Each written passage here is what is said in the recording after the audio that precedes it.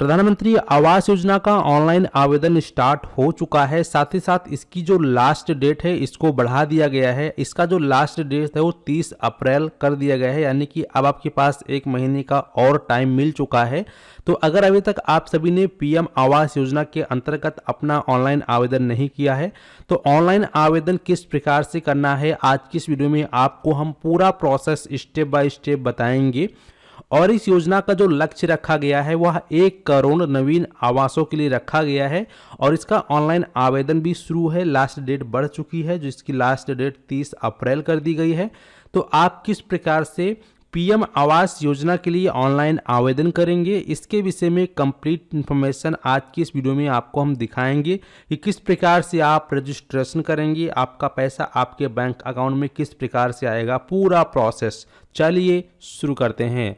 तो सबसे पहले आप सभी को इसकी ऑफिशियल वेबसाइट पे आना होगा। इसका लिंक मैं आपको अपनी वीडियो के डिस्क्रिप्शन बॉक्स में दे दूंगा। आप लिंक पे क्लिक करेंगे, आपके सामने इस प्रकार से यह पेज ओपन हो जाएगा। ओपन हो जाने के बाद आप सभी को यहाँ पर ऑप्शन दिखाई देगा अप्लाई फॉर PMAYU 2.0। आपको इसी ऑप्शन पे क्लिक कर देना है। जैसे ही आप इस ऑप्शन पे क्लिक करते हैं तो आपके सामने इस प्रकार से इसका इंटरफेस आ जाएगा। इसके अंतर्गत आपको टोटल जो है 3 चरण देखने को मिलता है। जैसे कि पहला चरण यहाँ पर होता है बेनिफिशियरी लेड कंस्ट्रक्शन, जिसके अंतर्गत आपको 2.5 लाख रुपए से लेकर 3 लाख रुपए तक दिए जाते हैं और कितने स्क्वायर मीटर में आप घर बना सकते हैं उसकी यहाँ पर क्राइटेरिया भी दी गई है। इसके अलावा अगर आप गवर्नमेंट से सब्सिडी लेके घर बनाना चाहते हैं हाउसिंग प्लान के अंतर्गत तो वो भी आपको मिल जाएगा, और आप पार्टनरशिप में घर बनाना चाहते हैं तो वो भी आपको गवर्नमेंट के माध्यम से मिल जाएगा। ठीक है, तो यहाँ पर चलिए हम सीधा क्लिक टू प्रोसीड पर क्लिक करेंगे। जैसे ही क्लिक टू प्रोसीड पे क्लिक करेंगे आपके सामने इस प्रकार से इंटरफेस आएगा आवश्यक दस्तावेज। अब यहाँ पर आपके पास आवेदन करने के लिए कौन कौन से डॉक्यूमेंट्स होने चाहिए, तो आपके पास आपका आधार कार्ड होना चाहिए। आपके फैमिली में जितने भी सदस्य हैं उन सभी का आधार कार्ड होना चाहिए, और जिसके नाम से आप पीएम आवास योजना में ऑनलाइन आवेदन करने वाले हैं उसका एक बैंक अकाउंट खुला हुआ होना चाहिए और आधार डीबीटी लिंक होना चाहिए, क्योंकि उसी बैंक में उसका पैसा आएगा। और उसका एक आय प्रमाण पत्र यानी कि इनकम सर्टिफिकेट बना हुआ होना चाहिए। अगर इनकम सर्टिफिकेट नहीं बना है तो अभी अप्लाई करके आप बनवा लीजिएगा। 7 से 10 दिन में या 15 दिन के अंदर आपका आय प्रमाण पत्र बनके आपको मिल जाता है।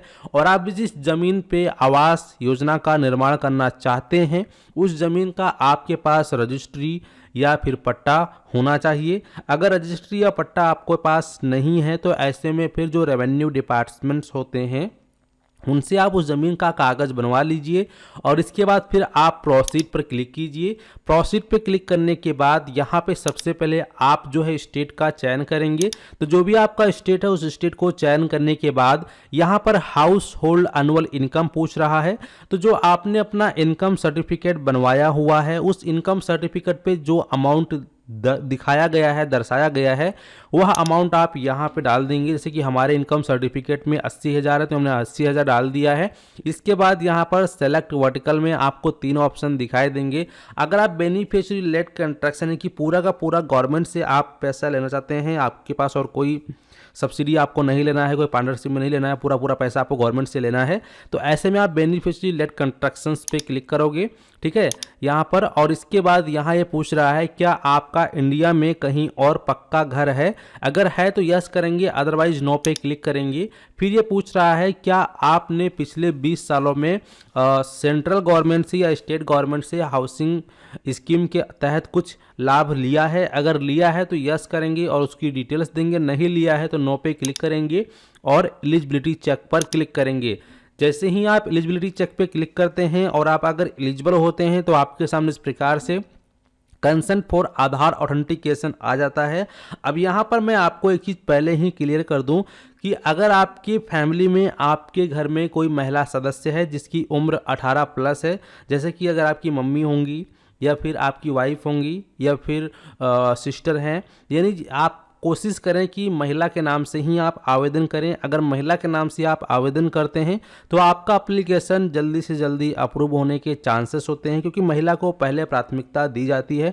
तो इसलिए कोशिश करें कि आपके घर में जो महिला है, महिला के नाम से ही आप यहाँ पे आवेदन करें।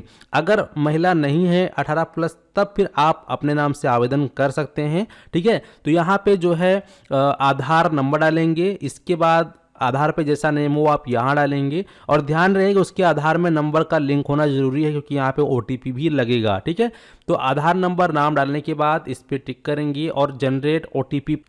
तो जैसे ही आप OTP डाल के सबमिट करते हैं तो आप सभी इस प्रकार से इसके अंदर लॉगिन हो जाएंगे और आपका पूरा डिटेल इस प्रकार से आएगा। यहाँ पे नाम और आधार नंबर पहले से ही आ जाएगा जो आपने भी OTP से वेरीफाई किया है। इसके बाद अगर उस व्यक्ति का जिसका आप आवेदन कर रहे हैं या अपना खुद का कर रहे हैं, तो उसका फिर जो पैन कार्ड नंबर, अगर पैन कार्ड बना है तो पैन कार्ड नंबर आप यहाँ डाल देंगे, और उसका जो जन्म तारीख है उसके आधार कार्ड पे जैसा दिया गया वैसा ही आपको जन्म तारीख यहाँ से सिलेक्ट कर लेना है। उसका मोबाइल नंबर आप यहाँ दे देंगे, या ईमेल मोबाइल नंबर अपना भी डाल सकते हैं, और यहाँ पे फिर आप ईमेल आईडी डाल देंगे अगर ईमेल आईडी है। अगर ईमेल आईडी नहीं है तो छोड़ भी सकते हैं। और फिर यहाँ पर जो ऑप्शन है आपको देखने को मिलता है जैसे जेंडर लिंग है, तो यहाँ पर जैसे कि अगर आप महिला के नाम से आवेदन कर रहे हैं तो यहाँ पे फीमेल करेंगे। अगर आप पुरुष के नाम से आवेदन कर रहे हैं, खुद से आवेदन कर रहे हैं, तो पुरुष को सेलेक्ट करेंगे। लेकिन मैं आपको पहले ही बता दूं कि महिला के नाम से करेंगे तो आपको जल्दी प्राथमिकता मिलेगी, इसका आपको विशेष ध्यान रखना है। ठीक है, इसके बाद यहाँ पर ये वैवाहिक स्थिति पूछेगा, तो जैसे कि शादी हो गई है तो मैरिड करेंगे। और इसके बाद यहाँ पर ये पूछ रहा है क्या आप अनाथ हैं, तो नो पे टिक रहने देंगे, अनाथ नहीं है। इसके बाद यहाँ पर ये फादर का जो है नाम मांग रहा है, नेम एज पर आधार। तो यहाँ पर अगर उसके पिताजी हैं तो उसका नाम डालेंगे, फिर आधार संख्या डालेंगे। अगर उसके पिताजी नहीं हैं तो यहाँ पर लेट स्वर्गीय पर क्लिक करोगे तो जो है यहाँ पर आपको आधार नंबर डालना नहीं पड़ेगा, ओनली नाम ही देना पड़ेगा। ठीक इसी प्रकार से यहाँ पर भी अगर आपके माताजी हैं तो माताजी का नाम यहाँ डालेंगे, फिर उनका आधार नंबर आपको देना होगा। अगर माताजी नहीं हैं तो फिर यहाँ पर आप स्वर्गीय पे क्लिक कर सकते हैं। तो ऐसे में बस आपको माताजी का नाम डालना होगा, आधार नंबर डालने की ज़रूरत नहीं पड़ेगी। ठीक है, इसके बाद यहाँ पर आता है आधार के अनुसार पति का नाम। जैसे कि मैं महिला के नाम से आवेदन कर रहा हूँ तो उसके पति का नाम जो है उसके महिला के आधार कार्ड में, वैसे उसके पति का नाम डालोगे, पति का आधार नंबर यहाँ डालोगे। और रोजगार की स्थिति में अगर वह खुद कोई एम्प्लॉयड है, कुछ काम करती हैं, तो आप यहाँ पर सेल्फ एम्प्लॉय कर सकते हैं, या नौकरी करती हैं तो सेलेक्ट कर सकते हैं, या एम्प्लॉय नहीं है तो नॉट एम्प्लॉयड पर भी क्लिक कर सकते हैं। इसके बाद फिर यहाँ पर आपको ऑप्शन देखने को मिल जाएगा ये वाला आवेदक का व्यवसाय, तो यहाँ पे no work no job automatic आ जाएगा। और इसके बाद यहाँ पर रिलीजन पे क्लिक करेंगे, आपका कौन सा धर्म है, जैसे कि हिंदू, मुस्लिम, क्रिश्चियन, सिख, या जो भी आपका इनमें से धर्म है, अपना धर्म आप सेलेक्ट कर लेंगे। ठीक है, इसके बाद यहाँ पर कैटेगरी वर्ग क्या है आपका, जो भी आपका कैटेगरी का वर्ग है, जनरल, SC, ST, OBC, वो आप सेलेक्ट करेंगे। फिर ये पूछ रहा है कि आपकी शैक्षणिक योग्यता कितनी है। अगर पढ़ाई लिखाई कर रखी है आपने तो आप दे देंगे। अगर जैसे मान लीजिए आपने 10वीं पास किया है तो अप टू मैट्रिक करेंगे, 12वीं पास किया है तो इंटरमीडिएट करेंगे। अगर बैचलर मास्टर ये कर रखा है तो वो सेलेक्ट करेंगे। अगर आपने पढ़ाई नहीं किया है तो नो एजुकेशन सेलेक्ट करेंगे। और फिर ये पूछ रहा है क्या आपने जो है सफाई कर्मी, झुग्गी चौल निवासी, या आंगनबाड़ी कार्यकर्ता, या PM विश्वकर्मा के तहत कारीगर हैं। तो अगर इन लाभार्थियों में से हैं तो यस करेंगे, अदरवाइज नो पे क्लिक करोगे और सेव एंड कंटिन्यू पर क्लिक।